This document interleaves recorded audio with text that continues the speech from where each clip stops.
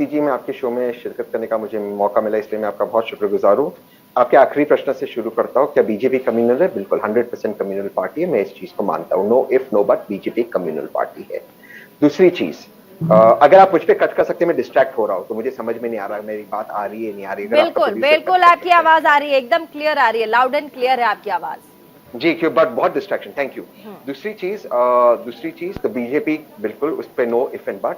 दूसरी चीज, मैं इंडियन मुस्लिम लीग पे आने के पहले, जैसे पवन ने बिल्कुल सही बताया कि ये वो मुस्लिम लीग नहीं है। इसमें एक्चुअली जो पवन ने आपको एक बात नहीं बताई, जो जिन्ना और इस मुस्लिम लीग में जो स्प्लिट हुआ था, क्योंकि जिन्ना की मुस्लिम लीग के साथ हिंदू महासभा ने 3 जगह पर सरकारें बनाई, 3 सूबों में, बंगाल में अनडिवाइडेड बंगाल, पंजाब और नॉर्थ ईस्ट फ्रंटियर में। बट वो अलग एक चीज है, वो जो स्प्लिट हुआ था वो देश की आजादी को लेकर ही हुआ था। इस वाली मुस्लिम लीग ने कहा देश का बंटवारा नहीं होना चाहिए। याद रखिए, हिंदू महासभा ने सरकार बनाई, इनने स्प्लिट की।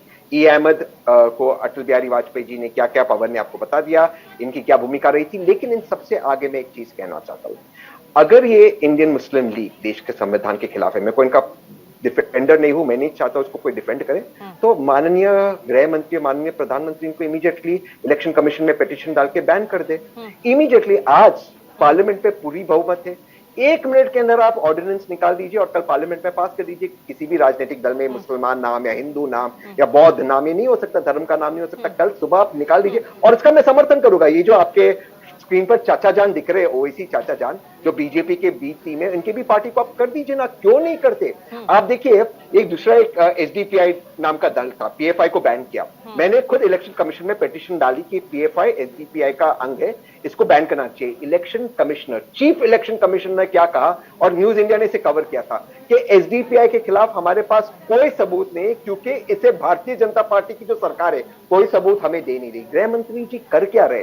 गृह मंत्री जी इमीडिएटली सबूत दे और बैन करें। मैं तो आग्रह कर रहा हूं आपसे।